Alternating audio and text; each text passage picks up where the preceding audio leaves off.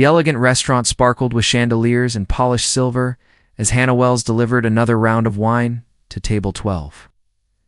At 26, she'd been working as a server at Riverside for 2 years, putting herself through culinary school. While living paycheck to paycheck in a tiny studio apartment, she was clearing plates from the bar when a man in an expensive navy suit approached her. He looked to be in his late 30s, with the kind of polished appearance that came from wealth and careful grooming. But his eyes held something that didn't match the expensive clothes: deep sadness. "Excuse me," he said quietly. "Can I ask you something unusual?" Hannah set down her tray. "Sure. What do you need?" He pulled out his wallet and extracted $500 bills, setting them on the bar. "I have a charity gala tomorrow night. It's in honor of my late wife, who died 2 years ago from cancer. Everyone expects me to bring a date, but I can't face going through the emotional labor of an actual relationship right now. Would you be willing to pretend to be my girlfriend for one evening? Just a few hours? I'll provide appropriate clothing, transportation, everything you need. $500 for your time?" Anna stared at the money, then at him. "This is either the strangest proposition I've ever received or you're genuinely desperate." "I'm genuinely desperate. I'm sorry if this is inappropriate. I just can't face another evening of pitying looks and people trying to set me up with their daughters or nieces. I need someone who understands this is just a business arrangement." "What's your name?" Hannah asked. Daniel Morrison." "Run Morrison Financial Group." Anna recognized the name from business news. Morrison Financial was one of the largest investment firms in the city. "And you're asking a waitress to be your fake girlfriend because you seem kind. I've been watching you work tonight. You're patient with difficult customers, you laugh genuinely, and you treat everyone with respect, regardless of how they treat you. That's the kind of person I need beside me tomorrow. Someone real." Hannah looked at the money. $500 would cover her rent for the month and leave enough for groceries. But pretending to be someone's girlfriend felt wrong somehow. "What would I have to do?" she asked cautiously. "Stand beside me? Polite conversation with donors? Let me introduce you as my partner. Maybe hold my hand if you're comfortable. That's it. Nothing inappropriate, I promise. You can leave at any time if you feel uncomfortable." Hannah made a decision she'd either regret or remember forever. "Okay, I'll do it. But I want to be clear. This is one evening, one event, and then we never see each other again.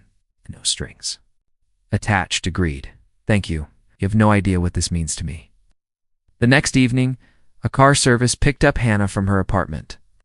Daniel had sent over an elegant red dress with blue accents that fit perfectly, along with shoes and simple jewelry.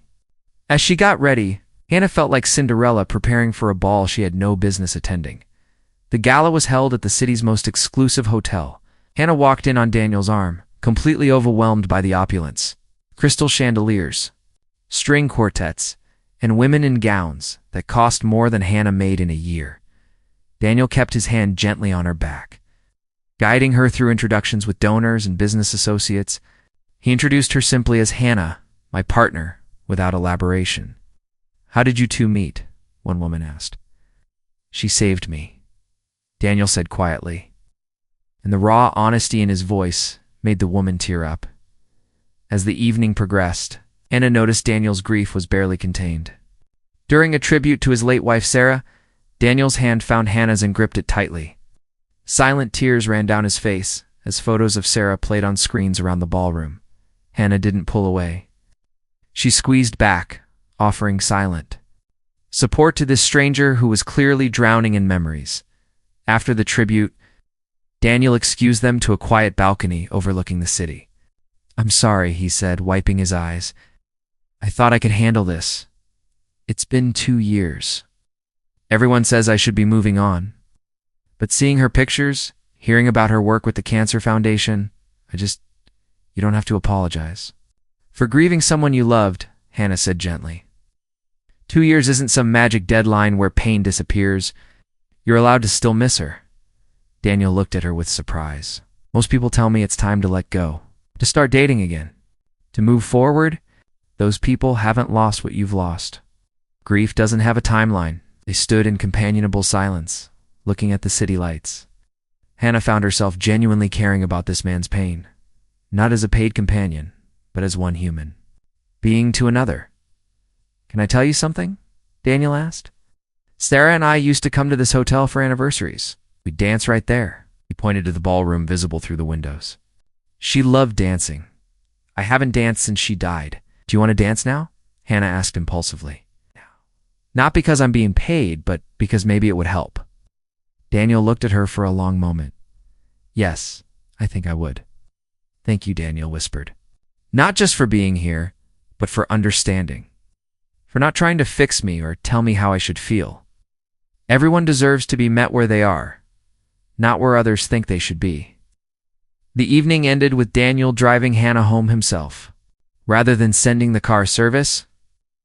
"I paid you to pretend," Daniel said as they pulled up to her apartment. "But you didn't pretend at all. You were genuinely kind. That gift is worth far more than $500. "Keep your money," Hannah said, and Daniel looked shocked. "What?" "No, we had a deal. I don't want to be paid for caring about another person's grief. What you're going through is real, and my compassion for it should be real too, not a transaction. Hannah, please, you need the money. I saw your apartment. I know you're struggling. At least honor our agreement. Then donate it to Sarah's Cancer Foundation in my name. That's a better use than paying me for basic human decency." Over the following weeks, Hannah thought about Daniel often, wondering how he was doing.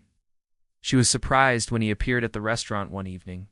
Sitting in her section, "Hope this isn't strange," Daniel said, as Hannah approached with water. "I wanted to thank you properly and ask if you'd have dinner with me. Not as a business arrangement. It's just two people having a conversation. I'm working until 10. I'll wait." He did wait, ordering appetizers and reading on his phone for 3 hours until Hannah's shift ended. They went to a quiet diner where Hannah still wore her server's uniform and Daniel had loosened his tie. "I've been thinking about what you said," Daniel told her. "It's about grief not having a timeline. My therapist has been telling me that for months, but I couldn't hear it until you said it. It gave me permission to still miss her. You always had. That permission, you just needed to give it to yourself." They talked for hours about Sarah, about Daniel's guilt over feeling lonely, about Hannah's dreams of opening her own restaurant someday, about loss and hope in the messy middle ground. Between them, "Can I see you again?" Daniel asked as he walked Hannah to her car. "Not as employer and employee, just as friends. I don't have many people I can talk to about Sarah without them getting uncomfortable. I'd like that." Their friendship grew slowly over months. Daniel attended Hannah's culinary school graduation. Hannah helped Daniel go through Sarah's belongings, offering support as he decided what to keep and what to donate. They became each other's safe space to be honest about the hard parts of life. 1 year after the gala, Daniel asked Hannah to dinner at a nice restaurant. "I need to tell you something," Daniel said nervously. "I've developed feelings for you. Real feelings. And I know that's complicated because of how we met and because of Sarah's memory. But I can't keep pretending I only see you as a friend." Hannah had been feeling the same way, but had been afraid to say it. "I have feelings for you too, but I worry that I can't compete with Sarah's memory. She was extraordinary. You're not competing. You're completely different people. Sarah taught me how to love. You taught me it's okay to grieve and still move forward. There's room in my heart for both truths." They dated carefully, with Hannah meeting Daniel's family and friends who were initially suspicious of the woman their widowed son and brother was seeing. But Hannah's genuine compassion and lack of pretense won them over. 3 years after Hannah had agreed to be Daniel's date for one evening, he proposed.